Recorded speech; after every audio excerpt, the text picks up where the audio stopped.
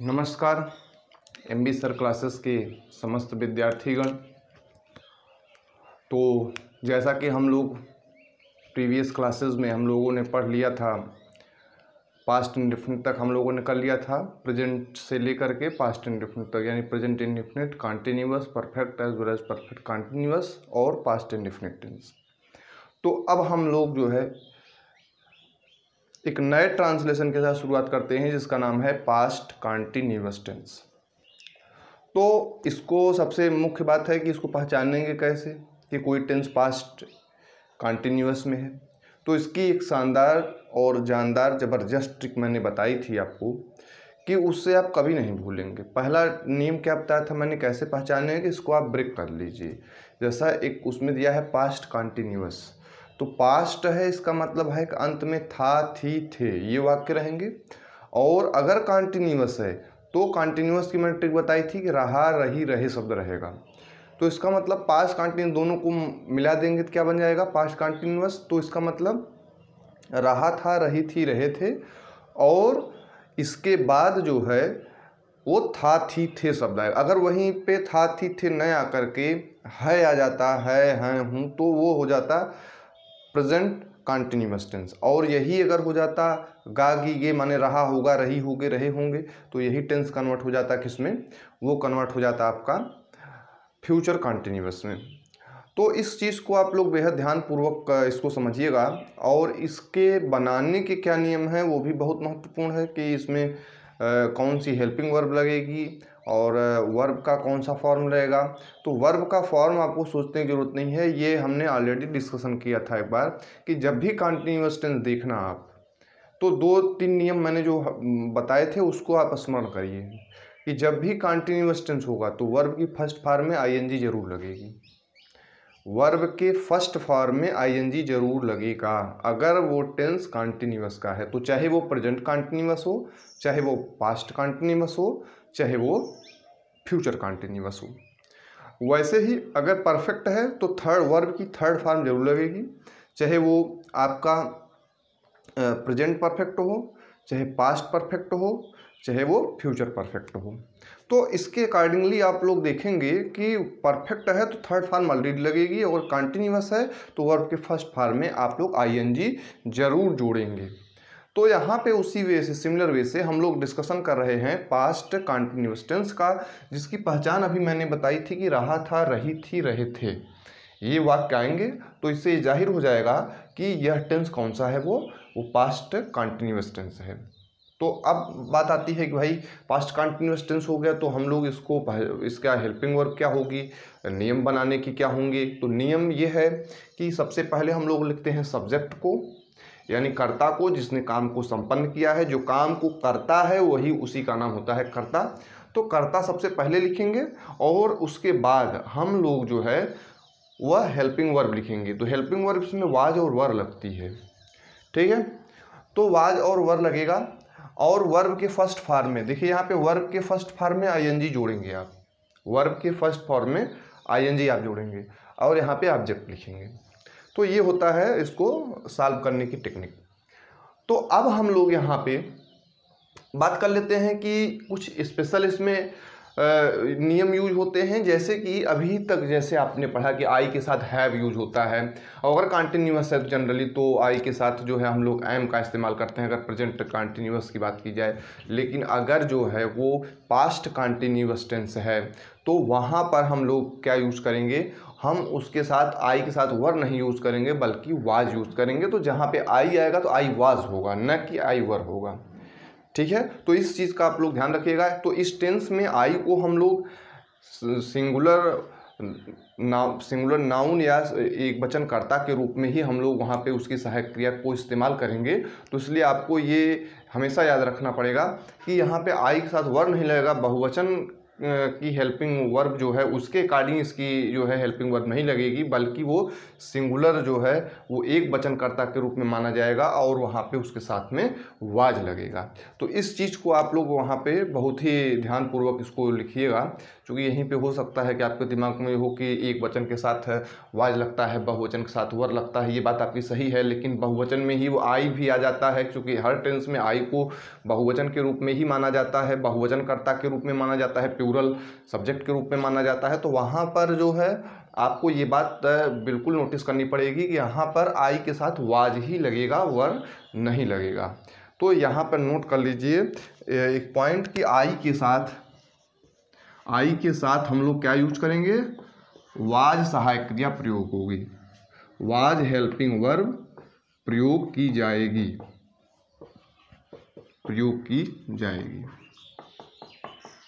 तो ये चीज़ यहाँ पे आप बिल्कुल नोटिस कर लीजिएगा और इसी के अकॉर्डिंग हम लोग चलेंगे।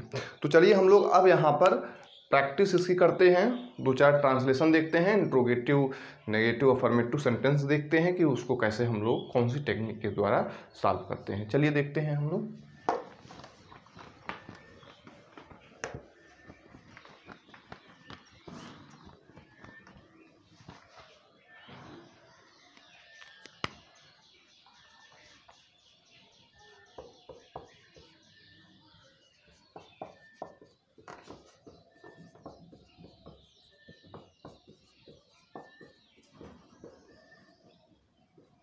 अब गाय घास नहीं खा रही थी, तो अब इसका क्या हो जाएगा। इसका तो बहुत ही सरल है, सरल ढंग से आप उसको कर सकते हैं। कौन नहीं खा रही थी, तो गाय यहाँ पे सब्जेक्ट हो जाएगा। क्या नहीं, अब लास्ट में है खा रही थी, तो ये वर्ब हो जाएगा। क्या खा रही थी भाई, तो घास खा रही थी, तो ये जो है आपका कर्म हो जाएगा, यानी ऑब्जेक्ट हो जाएगा। तो चलिए देखते हैं हम लोग। तो इसकी इंग्लिश क्या हो जाएगी, काऊ। गाय की इंग्लिश क्या होगी, काऊ होगी। और यहाँ पर खा रही थी तो वाज लेगा कि वर लेगा। खा रहे थे अगर होता तो वहाँ पे प्लूरल हो जाता, बहुवचन हो जाता, तो वहाँ पे वर लगता। लेकिन यहाँ पर खा रही थी यानी एक ही गाय है, तो इसका मतलब वाज। अगर यहीं पे गायें, हम देखो यहाँ पे शब्द अगर हम ये प्रयोग करते कि गाय घास नहीं खा रही थी, तो अब वहाँ पर वो प्लूरल फॉर्म में कन्वर्ट हो जाता है, यानी बहुवचन कर्ता के रूप में हो जाता है। यहाँ पे काउज लगता और यहाँ पे हेल्पिंग वर्ब भी आपकी चेंज हो जाती। लेकिन इत्तेफाक से इस ट्रांजेक्शन में एक वचन कर्ता का उल्लेख किया गया है, तो हम लोग यहाँ पर काऊ का इस्तेमाल करते हैं, न कि काउज का इस्तेमाल करते हैं। तो यहाँ पर हो जाएगा काऊ। अब यहाँ पे वाज,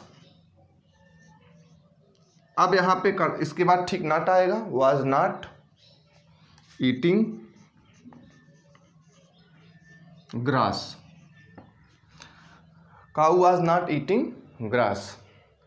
ठीक है, तो इस तरीके से आप लोग इसको लिख सकते हैं। चलिए देखते हैं अगला ट्रांसलेशन क्या है।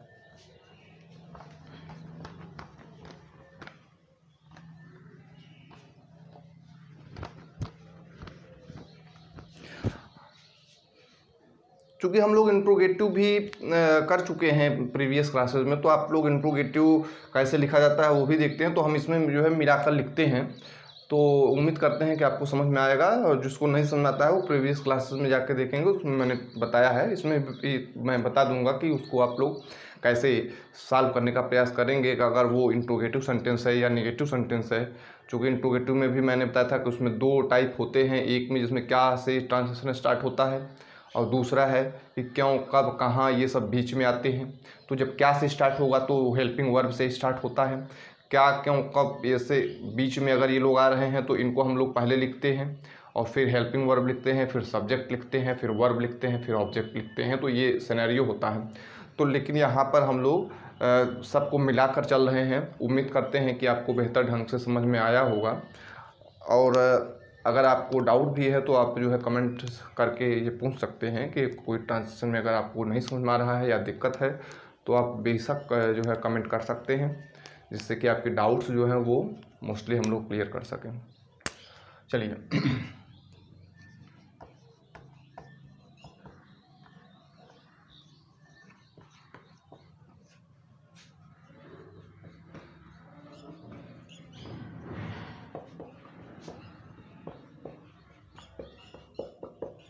अब इसको चपरासी घंटा क्यों नहीं बजा रहा था। तो अब इसमें देखेंगे आप कि यह वाक्य इंट्रोगेटिव के साथ में नेगेटिव भी है, तो interrogative as well as negative. तो यहाँ पे सबसे पहले है क्यों। तो क्यों इसकी इंग्लिश क्या होगी, चूँकि यह एक प्रकार से प्रश्नवाचक के शब्द की तरह लिया जाता है, तो सबसे पहले हम लोग इसी क्यों की इंग्लिश लिखते हैं। तो सबसे पहले हम लोग क्या लिखेंगे, सबसे पहले हम लोग लिखेंगे व्हाई। अब व्हाई के बाद क्या लिखेंगे आप लोग। अब चपरासी एक वचन है बहुवचन है, तो एक वचन है, एक वचन कर्ता के रूप में माना जाएगा, तो इसके साथ में क्या लगेगा, वाज। The peon. अब यहाँ पे सब्जेक्ट के बाद तुरंत नाट लगेगा, यानी कर्ता के बाद ही हम लोग नाट का प्रयोग करेंगे इसमें। यह चीज़ आप लोग याद रखिएगा कि सब्जेक्ट के बाद नाट का प्रयोग यहाँ पे किया जाएगा। तो यहाँ पे हो जाएगा नाट, वाई वाज द प्यून नाट। अब यहाँ पे बजाना का अंग्रेजी रिंगिंग, दी बेल, या घंटी क्यों नहीं, तो बेल हो जाएगा। ठीक है, तो चपरासी घंटी क्यों नहीं बजा रहा था, तो यहाँ पे क्या हो जाएगा, why was the peon not ringing the bell. ठीक है, चलिए अगला ट्रांसलेशन हम लोग देखते हैं। तो इसी तरीके से आपको सॉल्व करना है। तो आप लोग मोस्टली ज़्यादा से ज़्यादा प्रैक्टिस घर पे करिए, तभी ये आपको और बेहतर ढंग से समझ में आएगा कि जो यहाँ पे चल रहा है तो वो आप कर पा रहे हैं कि नहीं कर पा रहे हैं। इसका अंदाज़ा आप तभी लगा सकते हैं जब आप उसको घर पर प्रैक्टिस करेंगे। तो उम्मीद करता हूँ कि आप लोग प्रैक्टिस कर रहे होंगे।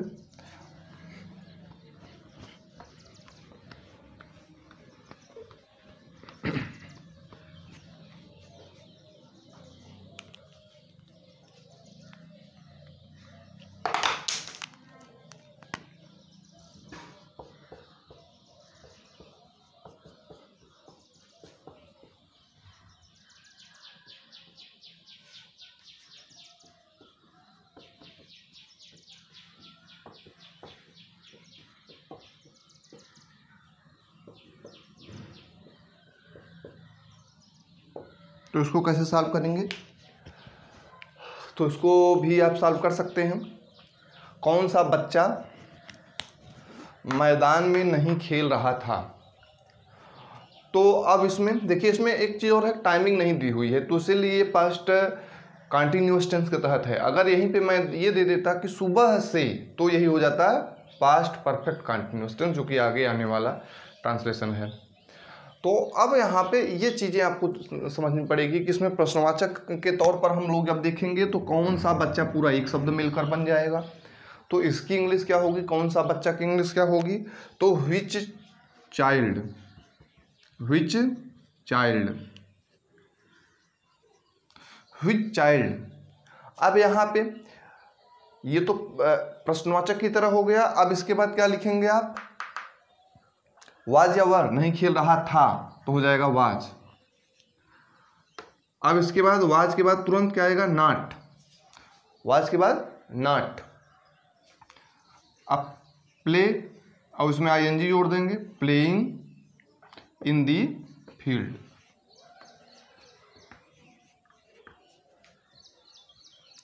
Which child was not playing in the field. तो ये आपको जो है समझ में आ गया होगा, उम्मीद करता हूँ। तो हम लोग आगे के ट्रांसलेशन देखते हैं, इसमें कैसे और टाइप के बन सकते हैं प्रॉब्लम्स, उसको सॉल्व करने का प्रयास करते हैं।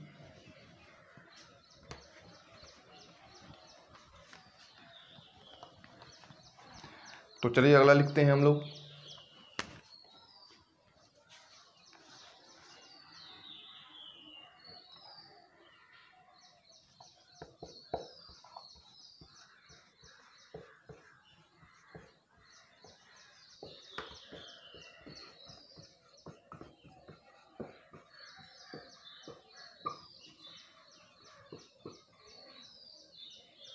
आज कौन दूध नहीं पी रहा था। अब इसमें वही फिर से कौन, तो कौन के बारे में आपको बहुत बार पढ़ाया गया है, समझाया गया है कि कौन जब भी आता है, जैसे इसमें यहाँ पे ये कौन शब्द उल्लेख हुआ है, तो कौन जब भी किसी ट्रांसलेशन में आएगा, तो मैंने एक ही बात आपको बताई है कौन के संदर्भ में। कौन जब आएगा तो वहाँ पर वह एक वचन कर्ता के रूप में ही लिखा जाएगा, यानी एक वचन कर्ता के रूप में हम लोग उसको सबसे पहले लिखेंगे। ये बातें यहाँ पे तय हो जाती हैं। जैसे ही आप कौन देखेंगे तो आपके दिमाग में ये बात क्लिक कर जानी चाहिए कि जब कौन शब्द आएगा तो वह सदैव एक वचन कर्ता के रूप में ही इसको हम लोग लिखेंगे। तो एक वचन कर्ता के रूप में जब अगर लिख रहे हैं तो सबसे पहले हम लोग किसको लिखते हैं? सबसे पहले कर्ता को लिखते हैं, इसके बाद हेल्पिंग वर्ब को लिखते हैं, इसके बाद वर्ब मेन वर्ब जो है उसको लिखते हैं, उसमें आईएनजी लगाते हैं उसके फर्स्ट फॉर्म में, और उसके बाद ऑब्जेक्ट लिखते हैं। तो यहाँ पर एक चीज़ आपको क्लियर हो जानी चाहिए कि कौन, तो कौन अगर शब्द आया हुआ है तो वह एक वचन कर्ता के रूप में ही हम लोग लिखेंगे। तो सबसे पहले हम लोग इसी की इंग्लिश लिखते हैं कि कौन की अंग्रेजी क्या होती है? हु। अब यहाँ पे भी रहा था, इसमें समय कोई बात नहीं है, तो सिंपली इसमें लगेगा, एक वचन है तो वाज ही लगेगा, वाज। और वाज के बाद तुरंत क्या लगेगा? Not drinking milk today. ये भी मैं बताया था, टुडे, स्टरडे, टुमारो, ये सब अंत में लिखेंगे तो आप ज़्यादा सहज महसूस करेंगे, क्योंकि इसमें गलती होने की संभावना बहुत कम रहती है। अगर आप बीच में कहीं लिखते हैं तो कर्ता क्रिया कर्म के जो सीक्वेंस है, जो आर्डर है इनका, इसको कहीं न कहीं डिस्टर्ब करेंगे। तो इसको बीच में मत लिखिएगा, कृपया अंत में लिखने का ज़्यादा प्रयास करिएगा, क्योंकि बीच में जब आप लिखेंगे तो वही मैंने बताया कि सब्जेक्ट, वर्ब एंड ऑब्जेक्ट की पोजिशनिंग आप जो है उसमें कहीं न कहीं दिक्कत पैदा कर रहे हैं। तो जब पोजीशनिंग इनकी दिक्कत करेंगे तो वहाँ पे ट्रांसलेशन हो जाएगा गलत, क्योंकि जहाँ पे क्रिया को लिखना है, वर्ब को लिखना है, वहाँ पे पता चला कि आपने टुडे लिख दिया, कर्म की जगह टुडे लिख दिया, तो फिर वहाँ पे पूरी तरह से कहानी जो है गलत हो जाती है। तो आपको जो लोकेशन है जिसकी, उसको वहीं लिखना है, जो चीज़ें जहाँ लिखनी चाहिए उसको वहीं पे लिखना है। तो ये चीज़ आप लोग बेहद सावधानी पूर्वक करिएगा।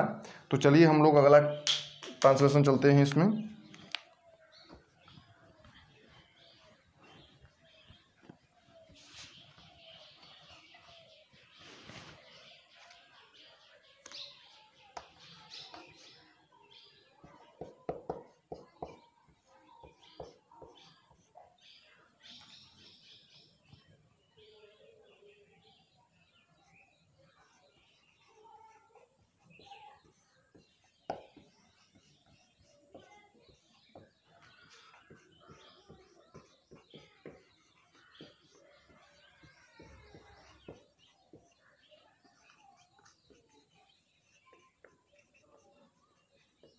इसको आप सॉल्व करने का प्रयास करिए। तो इसको किस तरीके से इसको सॉल्व करेंगे आप, क्योंकि ये भी आपका इंट्रोगेटिव भी है और साथ में नेगेटिव भी है, तो दोनों ही हैं इसमें। तो इसको आप लोग कैसे सॉल्व करेंगे? तो क्या, अब चूंकि यहाँ पे ये भी इंट्रोगेटिव है, लेकिन इंट्रोगेटिव में दो टाइप होते हैं। उसमें टाइप 1 है, क्या से अगर ट्रांसलेशन स्टार्ट है तो वह जो है वो हेल्पिंग वर्ब से। जब भी ट्रांसलेशन क्या से स्टार्ट होगा तो वह सदैव और सदैव हेल्पिंग वर्ब से ही स्टार्ट होगा। ये चीज़ आप लोग याद कर लीजिएगा। चूँकि ये ट्रांसलेशन क्या से स्टार्ट है तो यह हेल्पिंग वर्ब से स्टार्ट किया जाएगा, यानी हेल्पिंग वर्ब अब इसमें लगेगी। और हेल्पिंग वर्ब किसके हिसाब से लगेगी? तो वह सब्जेक्ट के हिसाब से लगेगी, इस कर्ता के हिसाब से लगेगी। और अगर कर्ता एक वचन का है तो वाज लगेगा, बहुवचन का है तो वर लगेगा, लेकिन आई के साथ भी यहाँ पे वाज लगेगा। तो अब यहाँ पे देखेंगे तो अब इसमें जो है क्या एक वचन है, क्योंकि पहले दिया हुआ है, तो अब वे एक वचन है कि बहुवचन है ये आपके मन में आएगा। तो वे ऑलरेडी मैं पढ़ा चुका हूँ कि बहुवचन करता है ये, तो इसके साथ में क्या आएगा? वाज आएगा कि वर आएगा? तो यहाँ पे आएगा वर, वर। अब यहाँ पे दे, अब इसी के अकॉर्डिंग लिखेंगे तो गलती नहीं होगी आपकी। जैसे मैं बता रहा हूँ उसी के अकॉर्डिंग आपको लिखना भी है, तो मोस्ट चांसेस हैं कि आप गलती कम से कम करेंगे। तो वर दे। अब यहाँ पे बताइए क्या लिखेंगे? कर्ता के ठीक, यानी सब्जेक्ट के ठीक बाद तुरंत नॉट का उल्लेख होगा, तो यहाँ पे तुरंत इसके बाद आप लोग लिखेंगे not, were, were they not. अब यहाँ पे वर दे नॉट, अब यहाँ पे गो लिख दिया और गो में आईएनजी आपको जोड़ना कंपलसरी इसलिए है कि रहा था रही थे, रहा सब देखा नहीं कि आईएनजी दिमाग में तुरंत आ जाना चाहिए वर्ब के फर्स्ट फॉर्म में, ठीक है। तो यहाँ पर जैसे ही रहा सब देखेंगे आप, आपके दिमाग में तुरंत गूंजेगा कि आईएनजी इसमें लगेगा ही लगेगा, वर्ब के वो भी फर्स्ट फॉर्म में लगेगा। ये सब चीज़ें आपको एकदम याद होनी चाहिए। तो were they not going, were they not going. अब इसके बाद, अब गोइंग के बाद देखो इसमें काफ़ी चीज़ें बची हुई हैं, तो कौन सी चीज़ कहाँ लिखनी है। अब कहाँ भाई जा रहे हैं, तो जौनपुर, जौनपुर। तो were they not going Jaunpur. अब यहाँ पे देखिए एक चीज़ मैंने आपको बताई थी प्रीवियस क्लासेस में कि जिस भी, जैसे ये यहाँ पे ना ने नी शब्द आया है, तो जब भी ना ने नी शब्द आएगा तो इसको लिखने के लिए आप टू लगा के, इसके बाद कर्म के बाद यानी ऑब्जेक्ट के बाद इसमें टू लगा के इसको ट्रांसलेशन को पूरा लिखेंगे। जैसे फिल्म देखने, ये पूरा मिलकर एक वाक्य है, ये पूरा मिलकर एक वाक्य है, और इसमें ना ने नी लगा हुआ है। तो जब ना नी ने लगा हुआ है तो आप इसको कैसे लिखेंगे, इसमें टू लगा करके ऐड कर देंगे, टू लगा करके ऐड कर देंगे। तो इसमें आप क्या लिखेंगे, यहाँ पे टू, मैं स्पेशली इसको मेंशन कर दे रहा हूँ कि इसको अगर आप लोग नहीं लगाएंगे तो आपका हो जाएगा गलत, क्योंकि ना ने नी ये इन्फिनिटिव जिरंड के केस जब आपको पढ़ाया जाएगा तो इन्फिनिटिव के केस में आपको टू लगाना पड़ता है। तो वहाँ पे वही केस है कि यहाँ इसमें टू जरूर लगेगा, टू लग के ही ये ऐड होता है आगे। तो टू वॉच द मूवी,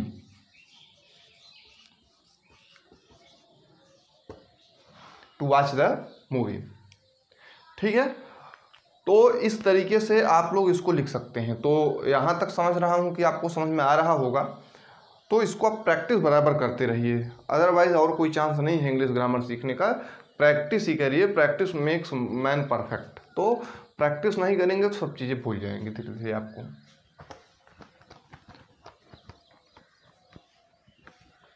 चलिए अगला ट्रांसलेशन लिखिए।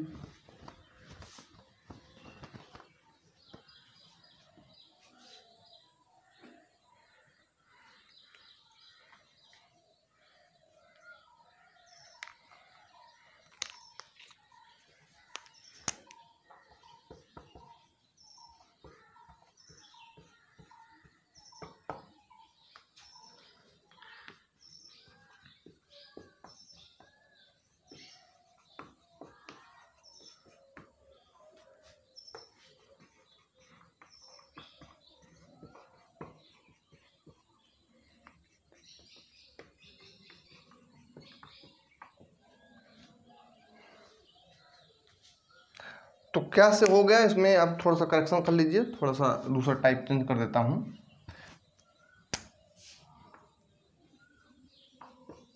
क्यों कर दिया इसमें हमने, थोड़ा सा चेंज हो जाए सिनेरियो।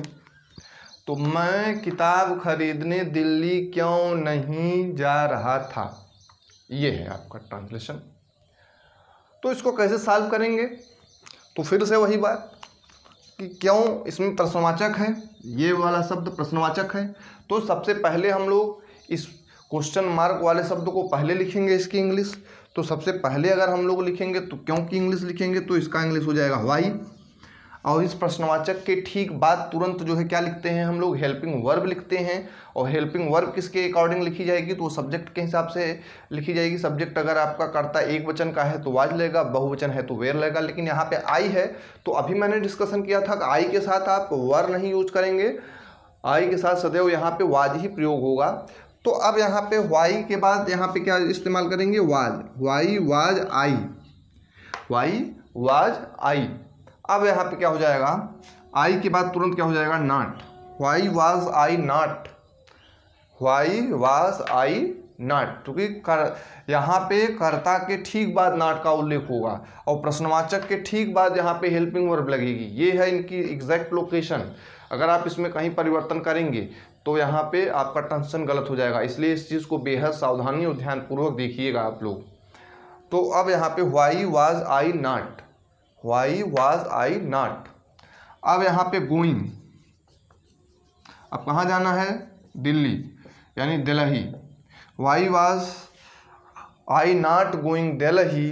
अब यहाँ पे फिर से वही बात, नानी नी और किताब खरीदने पूरा एक वाक्य मिल के बन जाएगा। तो इसको कैसे ऐड करेंगे आप लोग, इसको बार बार बताया गया है कैसे ऐड करना है आपको।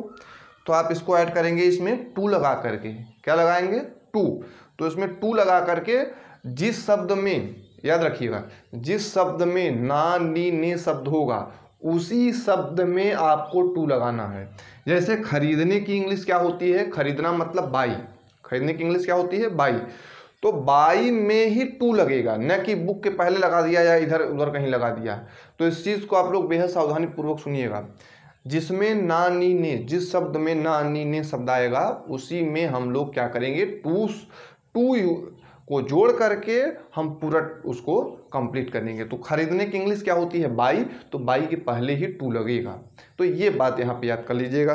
तो यहाँ पे हो जाएगा टू, यहाँ पे लग जाएगा। इसको मैं मेंशन भी कर दे रहा हूँ कि इम्पॉर्टेंट है, टू।